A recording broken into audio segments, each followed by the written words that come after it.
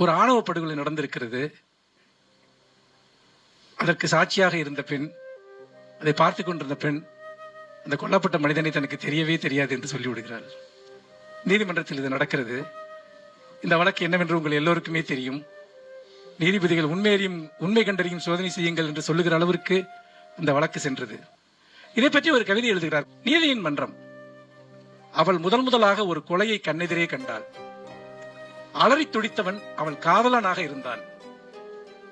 மூவர் கைகால்களை ஆட்ட விடாமல் பிடித்துக் கொள்ள கொஞ்சம் கெட்டியான ஆப்பிளை அறுப்பது போல ஒருவன் குரல் வலையை நறுக்கினான். அவர்களை கொலையாளிகள் அல்ல என்றும், முதலில் அவன் தன் காதலனே அல்ல என்றும் நீதிமன்றத்தில் சாட்சி சொன்ன போது பார்வையாளர் வரிசையில் தான் அமர்ந்திருந்தது காதல். அதற்கு பின்னாடி ஒரு 2 வரி இருக்கு. அது இது போல எவ்வளவோ பார்த்து விட்டது.